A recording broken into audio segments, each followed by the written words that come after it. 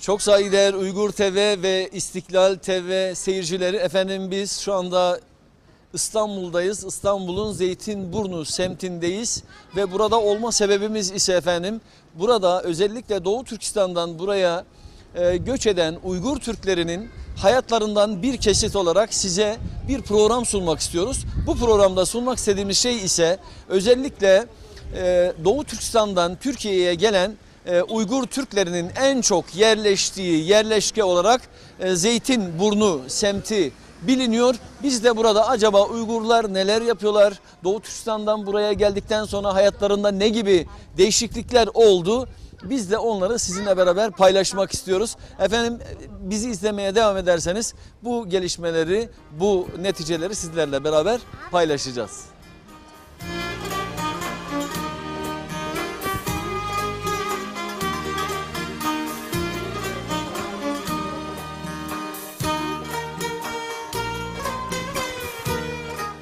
Evet, selamünaleyküm.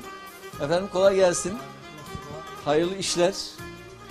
Kusura bakmayın böyle habersiz geldik. Biz tabii ki Uygur TV ve İstiklal TV ortak yayınıyla buradaki İstanbul'a yerleşen, Türkiye'ye yerleşen Doğu Türkistanlı Uygur kardeşlerimizin işte Türkiye'de neler yaptıklarını, hayata buraya geldikten sonra kendileri için neler kattıklarını, Türkiye'ye nasıl alışıp alışmadıklarını böyle bir program yapıyoruz. Eğer müsaade ederseniz sizinle de küçük bir röportaj yapmak istiyoruz. Peki. Öyleyse kendinizi kısaca tanıtabilir misiniz? Benim adım Mehmet Uygur. 68 doğumluyum. Şu an 19 seneden Türkiye'de yaşıyorum. Peki bu 19 seneyi nasıl tarif edersiniz? Yani 19, daha doğrusu buraya niçin geldiniz? Neden 19 sene önce Türkiye'ye geldiniz? Benim asli mesleğim kuyumcu. Doğu Türkistan'dayken. Kendi ülkemizde yaşama imkanımız olmadı. Çin zulmü altında kaldık. Hicret etmeye, vatanı terk etmeye mecbur kaldık. 97 yılının başında Türkiye'ye gelmiştim. Şundan bugüne dek Türkiye'de yaşıyorum işte. Peki tabii ki kolay değil. Peki Türkiye'yi nasıl buldunuz? Türkiye iyi. Bayağı alıştık. Güzel bir ülke. Peki rahat Başka ne edebiliyor diyelim? musunuz burada? Evet. Yani kendi vatanınız gibi olmasa da Kendi vatanımızın yerini tutamaz da ama yine de biz birden bir Türkiye'de rahat ediyoruz işte. peki. Bu 19 sene içerisinde iyisiyle kötüsüyle neler yaşadınız? Buraya yalnız mı geldiniz? Daha sonra ailenizle mi geldiniz? O zaman bekar mıydınız? Nasıl geldiniz buraya? Yok, ben yalnız geldim. Doğu Türkistan'dan gelirken yalnız geldim. Ailem vardı. Ailemle beraber gelmek imkanı olmadı. 6 sene sonra eşimi getirebildim. Çocuklarınızı 9 getirdiniz. sene sonra çocuklarımı getirebildim. 6 sene sonra Eşimi eşinizi, getirebildim. 9 sene sonra çocuklarınızı. 9 sene sonra. Peki neden böyle bir şeye ihtiyaç duydunuz? Hepsini neden beraber getirmediniz? Çünkü eşimi getirmek için 6 sene uğraştık. 6 sene uğraştıktan sonra bir tane pasport alabildik. İllegal yollarla, para zoruyla eşimi getirebildim. Beraberce Türk vatandaşlığına müracaat ettik. Vatandaşlığımız çıktıktan sonra Türkiye pasportuyla gidip de 2 tane çocuğum vardı. Bir tanesi 3 yaşında, bir tanesi 88 günlük kalmıştı. Onlarını getirdik. Böylece 9,5 sene sonra aile bir yere gelebildik. Buna da şükür diyoruz. Şükür ederiz. Peki buradan Uygur TV ekranlarına ve İstiklal TV ekranlarından dünya kamuoyuna neler söylemek istersiniz?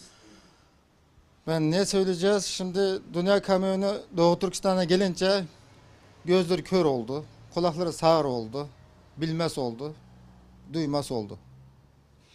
İnsan hakları, kişilik hukuk, demokrasiya hepsi bir anda yok oldu. Yok oluverdi yani. Yalan, sahte oldu. Bile bile. Böyle derim. Yani Ne diyeceğim bilerek başka? bilerek dünya kamuoyu, Hı hı. özellikle demokrasiden dem vuranlar, insan haklarından dem vuran ülkeler söz hı. konusu Doğu Türkistan olduğu zaman, Türk dünyası olduğu zaman, Müslüman dünyası olduğu zaman gözleri kör, kulakları sağır, dilleri de lal oluyor diyorsunuz. Doğru mu Aynen öyle anlıyorum? oldu yani. Bizzat öyle yaşıyoruz yani. Şu anda öyle bir durum içinde yaşıyoruz. Evet efendim. Fazla söze hacet yok galiba. Gerek yok yani fazla. Peki, peki biz teşekkür ediyoruz. Size hayırlı işler diliyoruz. Sağ olun. Eyvallah, saygılar.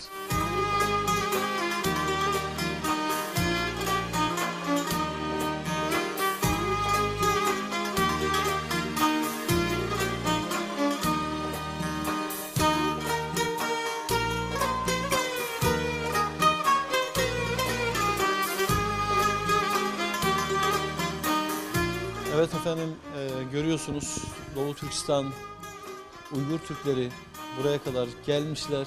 Burada gördüğünüz gibi kendi kitaplarını, kendi tarihçeyi hayatlarını, kendi kültürlerini, hatta kendi dillerini burada yaşatmak ve yaşamak için kitaplar basmışlar, kitaplar yayınlamışlar.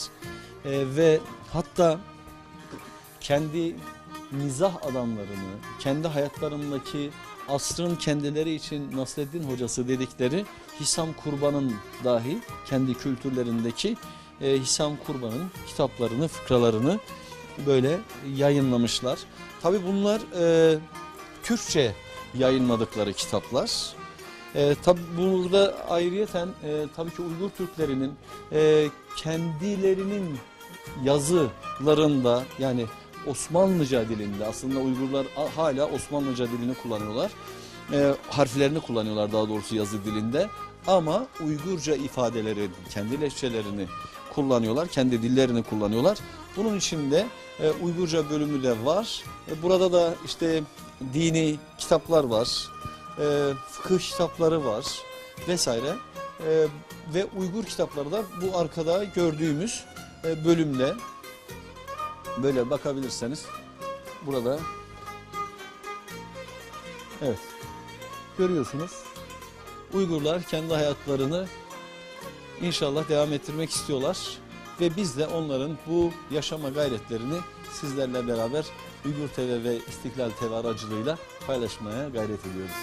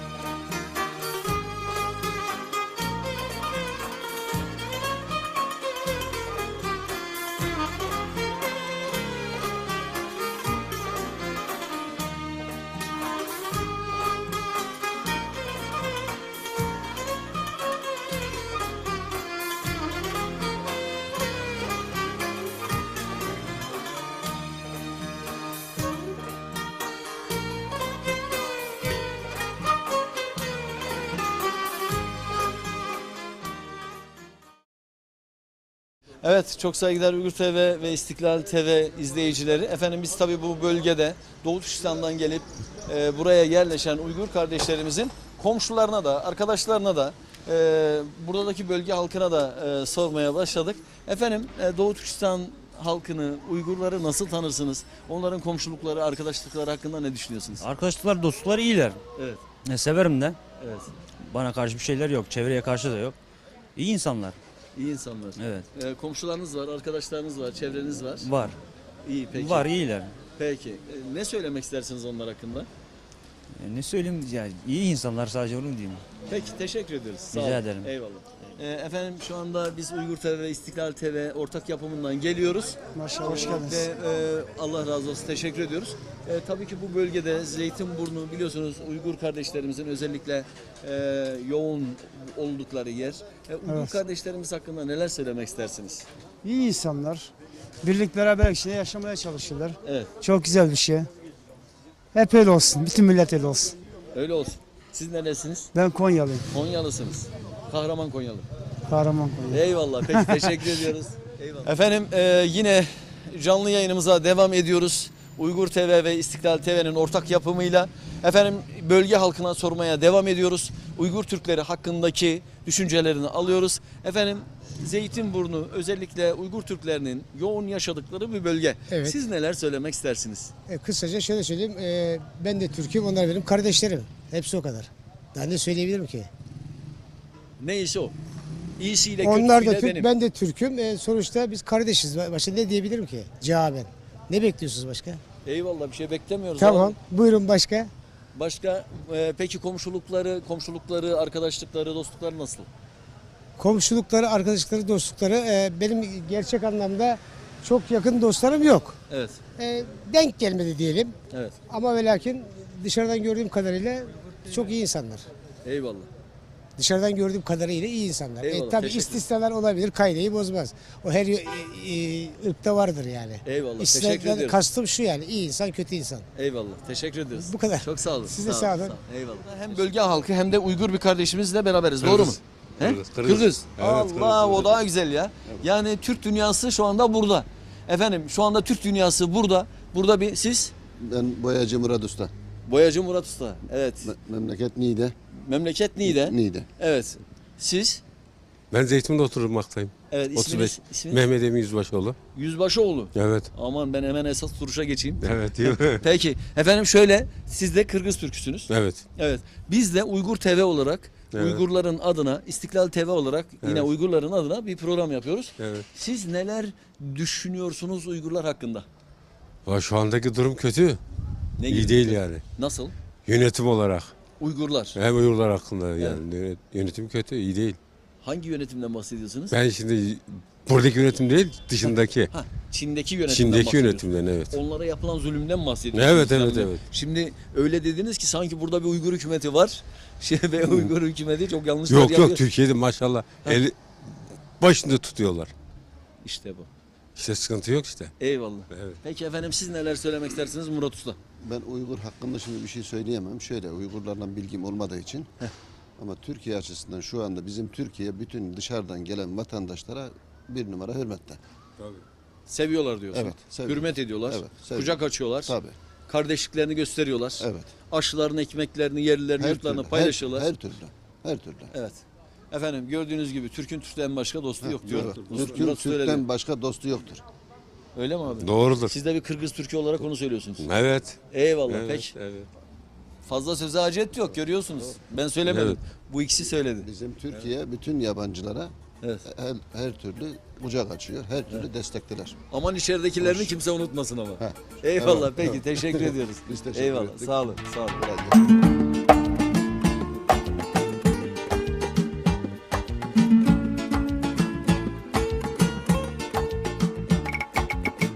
Evet. Efendim burası yine İstanbul'da, Zeytinburnu'nda Uygurların aşhana dedikleri yemekhane yani restoranlar. Bir bakalım nasıl hazırlıkları var.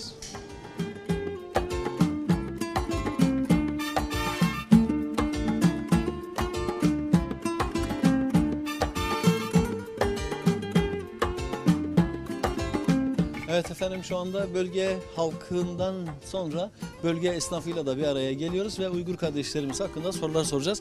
Efendim bu bölgede tabii ki Uygurlar yaşıyorlar. Tabii tabii. Eyvallah. Peki neler söylemek istersiniz? Ben söylüyorum ki burada Uygur kardeşlerim geliyor, alışveriş yapıyor. Ben çok seviyorum çünkü çok iyi konuşuyor benimle. Çok Farsça diyorum, ahlakı var. Çok iyi adamlar. Evet efendim yine bölge halkına sormaya devam ediyoruz. Efendim Uygur Türkleri hakkında neler biliyorsunuz? Doğu Türkistan hakkında neler biliyorsunuz? Şimdi Uygur Türkleri zulüm görüyor. Türkiye'ye sığınıyorlar kardeşlerimiz. Benim zaten mahallemde çok Türkistanlı var, Uygur Türkleri var. Vallahi şimdiye kadar hiçbir sıkıntılarını görmedik. İnşallah da bundan sonra da görmeyeceğiz zaten. Yok yani onlar bizim kardeşlerimiz. Vallahi böyle ne diyeyim yani. Peki efendim teşekkür ediyoruz. Oldu. Çok sağ olun. Oldu hadi. Hoşça İyi kalın. yayınlar. Teşekkürler. Teşekkürler. Sağ olun.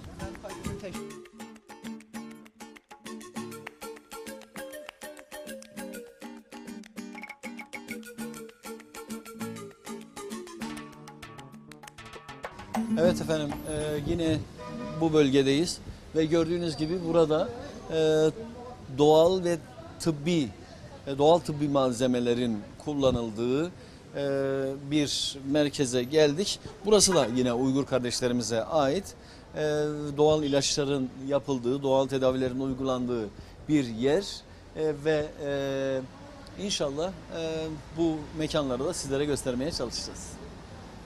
Evet efendim, doğal tıbbi malzemelerin satıldığı, öyle mi efendim? Evet. Bizim özellikle doğal bitkilerden yapılan tedavi yöntemlerinin uygulandığı bir yerdeyiz şu anda. Kendinizi tanıtmak ister misiniz? Tabii ki isterim. Lütfen buyurun. Sağ olun, teşekkür ederiz. Önce sizlere teşekkürüm bildiriyorum çünkü bu TV'ni uzaktan izliyorum. Uygur TV'ni tanıyor musunuz? Uygur TV'ni çok iyi. Evet, İstiklal TV'yi de İstiklal TV'ni hep ben onu izliyorum. Eyvallah. Bu sırada ona teşekkür etmek istiyorum sizlere. Çok teşekkür ederiz. Bizlerini yakından takip ediyorsunuz, bizlerini tanıtıyorsunuz. Sizden Allah razı olsun. Sizlerden de. Şu an Burada neler yapıyorsunuz? ben normalde kendimi önce bir tanıtayım. Lütfen. Ben memlekette Doğu Türkistan'da okudum. Üniversitede bu bitkisel üzerinde üniversitelerde var bizimki. Üniversitelerde okudum. Bu alanda uzmanım aynı anda. Biz normalde nabızdan bakıp da hastalarını tespit ediyoruz. Yani mizacı göre ilaçlarımızın yani bu bitkilerden karışım yaparak yani bir çay olarak. Burada canlı bir şey yapabilir miyiz? Yani bana dokunmanızda sıkıntı var mı? Yani benim nabzıma bakabilir misiniz? Bakabiliriz. Peki o zaman şöyle bir öyle mi? Peki ablamıza biz sizi böldük mü? Yok. Peki. Hayır yani şu anda en azından canlı arkadaşlar böyle bir şeye şahit olabilirler diye söylüyorum. Yapmak ister misiniz? Tabii. Ablamızdan müsaade isteyelim. Bekler misiniz biraz? Bekle. Peki. Peki. Buyurun. Ama şöyle almam lazım. Peki o zaman. Evet arkadaşlar çekime devam edelim. Evet. Evet gördüğünüz gibi burada tabii doğal ve tabi olan şifalı bitkilerden yararlanmak isteyen, biyoenerji uzmanlığı ve doğal tıbbi ilaçlardan yararlanmak isteyen burada arkadaşlarımız var gördüğünüz gibi. Onların da bu görüntüleriyle beraber bakalım şimdi bize bir tedavi uygulanacak. Acaba bizde ne çıkacak? Sağdan başlayalım beyefendi. Sağdan başlıyorsun. Evet, aynen öyle. Önce nabzınızı bakarak mizacınızı tespit edelim.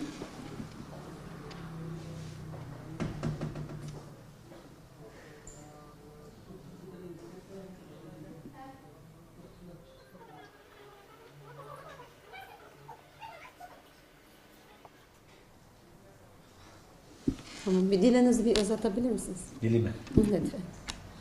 Tamam. Allah'ım. İncisi. Sizde biraz nefes darlığı var azıcık. Bir de kanda yağlanma var. Kolesterol var diyelim. Bir bağışıklık sisteminiz biraz düşük. Evet. Böyle uyku düzensizliği oluyor mu sizde? Evet. Böyle rüya falan görüyor musunuz? Yok, ben öyle de bir şey göremiyorum. görmüyorsunuz ama uyku düzensizliğiniz tırk yaparken böyle hafif uyanıp hafif Evet. uyku derinliği yok diyebiliyorum. Evet, çok sağlam uyuduğum söylenemez. Evet. Evet.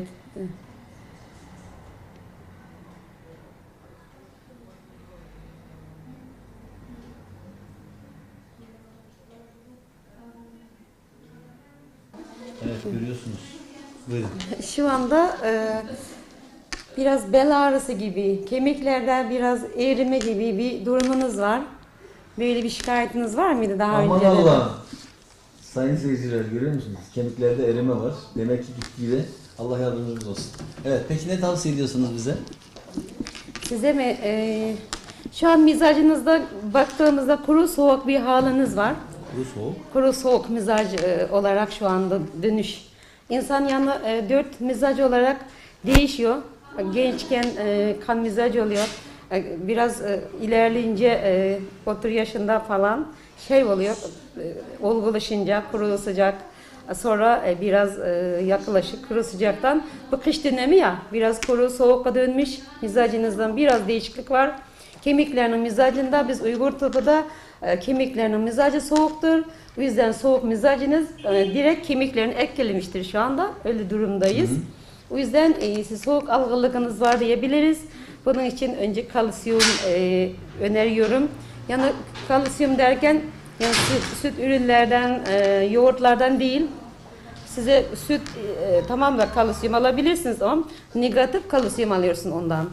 Çünkü biz pozitif kalsiyum ihtiyacımız var şu anda. Ya portakaldır, Ha, limondur, evet, greyfurttur. Limon olmaz. Limon olmaz. Tam tersi yani kuru soğuktan ters olan nem sıcaklı bir şey lazım bize. Yani ona göre mesela sıcak olarak ceviz kuru sıcak gelir. Biraz badem katarsınız. O zaman dengeni sağlayacağız. Micaz derken yani vücuttaki şeylerimizi dengemizi sağlayıp yemek demek yani. Her zaman biz mizacımızdan dengeni sağlayınca biz daha sağlıklı beslenebiliriz. Ortası kapatalım. Tamam. Evet. Bunun için size önerdiğim pozitif kalsiyum. Evet. Yani tavuk ciğerlinden alabilirsiniz bunları. Bir de şeyden alabilirsiniz, cevizlerden, nardan alabilirsiniz. Nar da çok güzel demir olan bir şey. Bunun da kalsiyuma katkısı sağlar. Bir de kan demir. Kemik için bu. Başka ne vardı?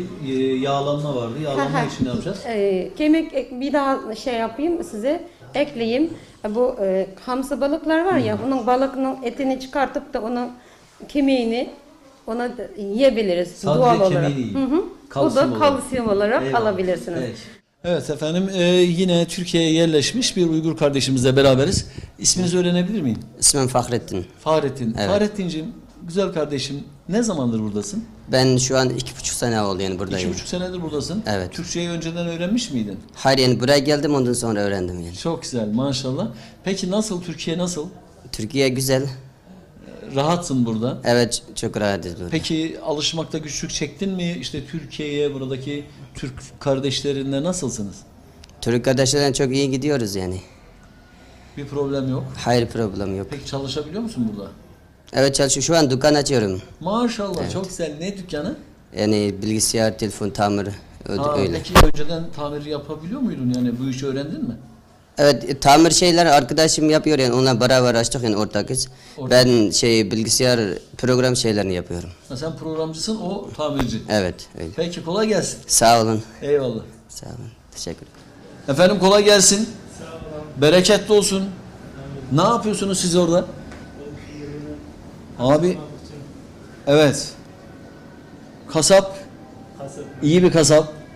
Evet. Uygur kasabı. Evet. Ne zamandır buradasınız? Ben burada İstanbul'da 3 sene oldu. 3 sene oldu. Ama Doğu Türkistan'da 10 sene çalıştım. Kasap olarak. Kasap Evet. olarak. Ben şimdi bu et dükkanında şimdi çalışıyorum. Evet. Nasıl işler nasıl? İyi elhamdülillah. Evet. Sadece Uygur müşterileriniz mi var yoksa Türkler de geliyorlar mı? Uygurlarım var, Türklerim var. Afganlar var burada. Afganlar Başka var. kim var?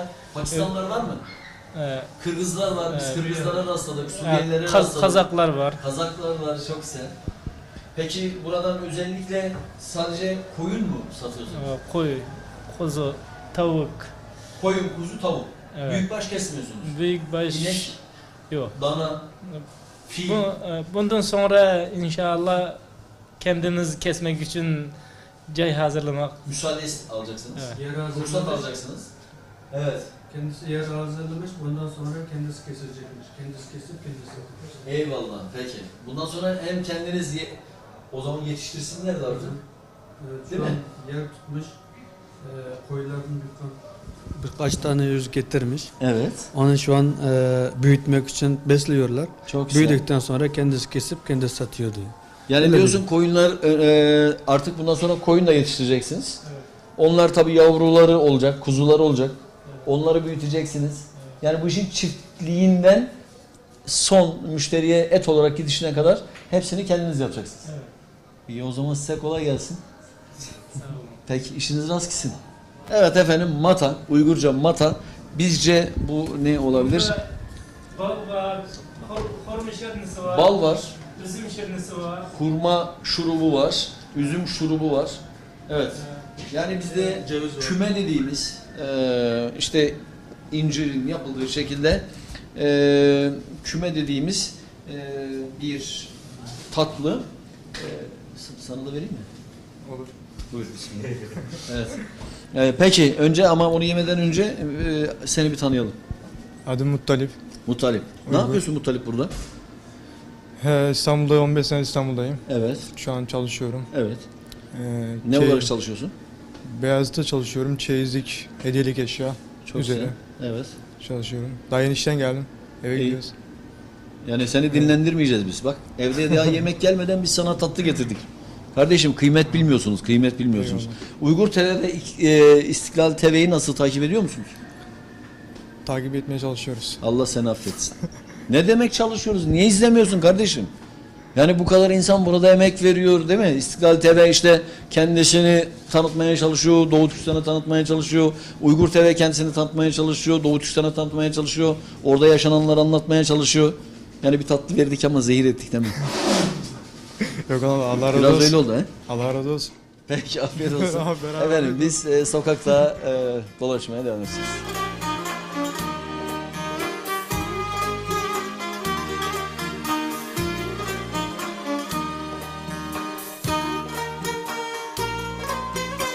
İfade ettiğimiz gibi Zeytinburnu'nda Nuri Paşa mahallesinde İsa Yusuf Alptekin sokakta aslında buraya halk tarafından aynı zamanda Uygurlar sokağı da deniliyor. Çünkü buranın özelliği buradaki Uygurların özellikle yoğun yaşadığı bir yer, esnaf olarak yoğun yaşadığı bir yer ve özellikle de Uygur yemeklerinin ve Uygur malzemelerinin çokça tüketildiği ve bulunduğu bir yer.